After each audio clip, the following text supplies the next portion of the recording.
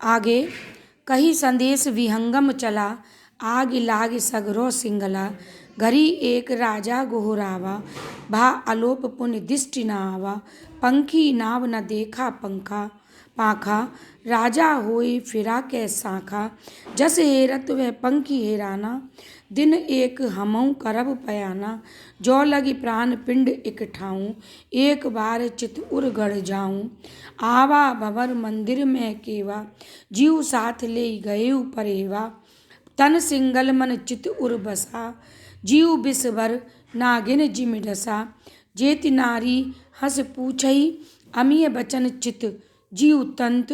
रस उतरा विष चढ़ रहा, ना उई तंत ना मंत। आगे जायसी कहते हैं कि कही संदेश विहंगम चला। इस प्रकार संदेशा कह करके अपनी बात को बता करके नागमती के द्वारा कही हुई समाचार को राजा रत्नसेन को सुना करके, और विहंगम माने पक्षी चला आया, लौट आया।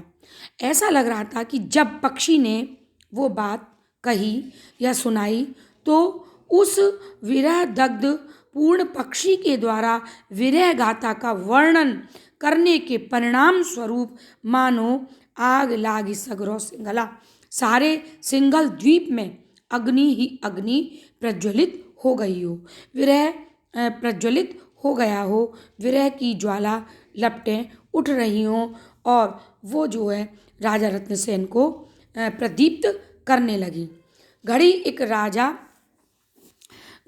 राजा गोहरावा, और तुरंत अब उसके परिणाम स्वरूप एक क्षण के लिए राजा चिल्लाया या राजा पुकारने लगा, भा अलोप पुण्य दिष्टि न आवा। चारों तरफ बड़ी गहनता से, गंभीरता से, विस्मयता से और दुखी होकर के, विचलित होकर के राजा जो है चारों तरफ देखने लगा, निहारने लगा। भा अलोप, ये कहाँ खो गया, कहाँ छुप गया, कहाँ चला गया, पुण्य दृष्टि न आवा, और ये मेरी दृष्टि में नहीं आ रहा। पता नहीं ये कौन था जिसके द्वारा इस प्रकार का वर्णन किया गया, और ये पक्षी अब ना जाने कहाँ गायब हो गया, चला गया, और मुझे दिखाई नहीं दे रहा। किसके द्वारा इस प्रकार का वर्णन, इस प्रकार की विरह गाथा का गान किया गया, जिसके कारण हृदय और तन दोनों ही विचलित होने लगा, मानो कि अपने वश में नहीं रहा। इसी प्रकार से जब कोई ईश्वर के प्रति आकृष्ट जीवात्मा परमात्मा को प्राप्त करने के लिए इच्छुक जीवात्मा जब उस परमात्मा के गुणों का गान वर्णन सुनती है, या उसकी खूबियों का, या जीवन के सार तत्व के महत्व को सुनती है, तो वो भी उससे मिलने के लिए उस व्यक्ति से, यानी उस गुरु से, उस मार्गदर्शक व्यक्ति से मिलने के लिए तड़पती है। जिस प्रकार राजा रत्नसेन इस समय उस पक्षी को ढूंढ रहे हैं। पंखी नाव न देखा पाखा, हे पक्षी मैंने तो मुझे कहीं दिखाई नहीं दे रहा, और बार बार राजा होई फिरान के शाखा, बार बार राजा एक शाखा से दूसरी शाखा पर उस पक्षी को देखने की कोशिश कर रहा है, सारे वृक्षों पर। और ये कौन सा पक्षी है जो राजा की दृष्टि में नहीं आ रहा, और इस प्रकार ना मिलने पर राजा जो है वो शाखा माने चिंताग्रस्त हो गया और व्यथित हो गया, चिंता में पड़ गया, और मानो जैसे कोई व्यक्ति अभी उसको जो है ईश्वर के मार्ग पर चलने के लिए कोई प्रेरित करे, और उसके पश्चात उसका मन जब उस ओर रमने लगे, जाने लगे, और अचानक वो गायब हो जाए या उसे दिखाई ना दे, तो व्यक्ति जो है बहुत चिंतित होता है, परेशान होता है। और चूँकि उसका मन जो है रम चुका है, आकर्षित हो चुका है, उसका ध्यान केंद्रित हो चुका है, तो वो वापस भी अपने मन को मन की व्यथा को, पीड़ा को, विचलितता को रोक नहीं पाता, और जब उसे वो मार्गदर्शक दिखाई नहीं देता तो उसकी चिंता बढ़ती जाती है। तो वही स्थिति राजा की हो रही थी।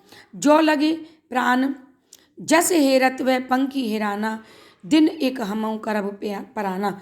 और पयाना, एक बार जैसे ही राजा को ये एहसास हुआ कि वह पक्षी चला गया, तो जस हेरत वो उसे ढूंढता ढूंढता, और मानो उस पक्षी से कह रहा हो कि हम भी तुम्हारी तरह एक बार पयाना यहाँ से जाएंगे, यानी यहाँ से प्रयाण करेंगे, और जो है अपनी मंजिल को प्राप्त करेंगे, और जीवन के सार तत्व को ही इस संसार में आने के बाद पाएंगे, जिसको प्राप्त करने के लिए मानो हमारा जन्म हुआ है। तो तुमने जिस व्यथा का वर्णन किया है आज, तुम बेशक दिखाई नहीं दे रहे हो, लेकिन मैं जो है मैं भी यहाँ से एक बार अवश्य जाऊँगा।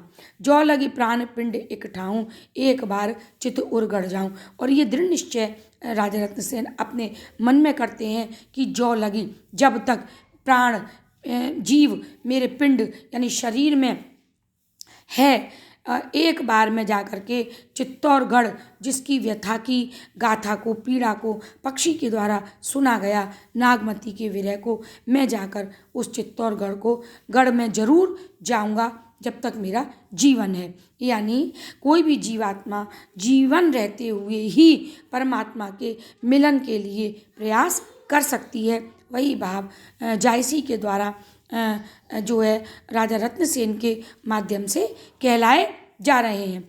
आवा भंवर मंदिर में केवा, जीव साथ ले गयु परेवा।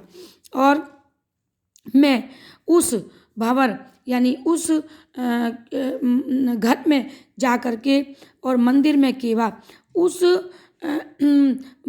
घर में, घर रूपी मंदिर में, और कमल में केवा, पद्मावती के, कमल रूपी पद्मावती के घर में निवास कर रहा हूँ, रह रहा हूँ।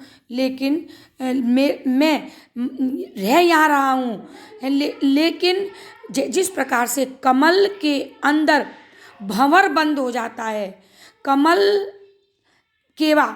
में भंवर अपने को बंद कर लेता है, और उसके प्रति उसकी एक लगन लगी होती है, उसी प्रकार राजा रत्नसेन का कहना है कि मैं इस सिंगलगढ़ रूपी मंदिर में और कमल रूपी मंदिर में भंवर बन करके रह अवश्य रहा हूँ, लेकिन मेरा हृदय, उस भंवर का हृदय भी जो है जीव साथ ले गयु परेवा, उसके मन को मानो वो पक्षी, वो नागमती की विरह व्यथा का गान करने वाला वो पक्षी जो है वो अपने साथ उसके हृदय को, उसके मन को लेकर के चला गया, जो कि उस कमल के अंदर भंवर बंद था, यानी सिंगलगढ़ में रहने वाले उस राजा रत्नसेन के हृदय को। तन सिंगल मन चित्त उर बसा। अब राजा रत्नसेन की स्थिति ऐसी हो गई कि उसका शरीर जो है वो सिंगलगढ़ में है, और मन जो है वो चित्तौड़गढ़ में चला गया। जीव बिस्बर नागिन झिट जिमि ढसा। मानो नागमती रूपी विरह ने उसके जीव को, उसकी आत्मा को डस लिया और विष से व्याप्त कर दिया। और जब किसी व्यक्ति पर विष का प्रभाव इतना चढ़ जाता है तो जेत नारी हंस पूछहीं, जितनी भी नारियां अन्य वो हंस हंस करके पूछती हैं। अमीय वचन जीव तंत्र, मानो अमृत रूपी वचनों से उसके हृदय पर कोई जादू या कोई तंत्र मंत्र चलाने का प्रयास कर रही हों, उसको जिलाने के लिए, उस विष के कुप्रभाव को समाप्त करने के लिए। लेकिन फिर क्या होता है, उसका विष जो है वो समाप्त नहीं होता। तो राजा की स्थिति भी इसी प्रकार से हो रही है। राजा का कहना है कि अब इस सिंगलगढ़ में कितनी भी नारियां मुझे अपने आकर्षण में फंसाएं, किसी प्रकार के भी मेरी जीवात्मा को अपने तंत्रों से, अपने अमृत वचन रूपी तंत्रों से, मंत्रों से मेरे मन को फंसाने का, आकर्षित करने का प्रयास करें। लेकिन रस उतरा विष चढ़ रहा। अब वो अमृत रस, वो प्रेम रस जो है, ऐसा लगता है कि मानो समाप्त हो रहा है, उतर रहा है, और विष नागमती के विरह रूपी विष जो है मेरे जीवन में चढ़ता चला जा रहा है, व्याप्त होता चला जा रहा है, और ना कोई तंत्र ना मंत्र। और अब जो है कोई भी तंत्र या मंत्र जो है असर नहीं करेगा, और मैं जो है एक बार नागमती से मिलने के लिए चित्तौड़गढ़ अवश्य जाऊंगा, या मुझे जाना पड़ेगा। इसी प्रकार संसार में जीवात्मा के आने का मकसद यही है कि हम जो है उस जीवन के सार तत्व, परम तत्व को जीवन रहते हुए प्राप्त करें। और ये प्राप्ति तभी होगी जब संसार रूपी रस जो है, अमृत, ये भोग विलास माया जो फैली हुई है, जिस अमृत जाल में हम फंसे हुए हैं, वो हमसे दूर हो, और हमें जो है परमात्मा के लौ लगन कष्ट और उसके मार्ग में चलने वाले विष के समान कितने भी कठिन परिश्रम, योग, साधना, पीड़ा का भले ही सामना करना पड़े, लेकिन हमें परमात्मा की प्राप्ति का जो असर है वो ऐसा होना चाहिए कि संसार का कोई भी आकर्षण रूपी तंत्र मंत्र उस असर पर, उस विष पर, उस लगन पर, उस लौ पर, उस भक्ति पर कामयाबी हासिल ना कर सके। तभी उस स्थिति में हम परम तत्व को प्राप्त कर सकते हैं। धन्यवाद।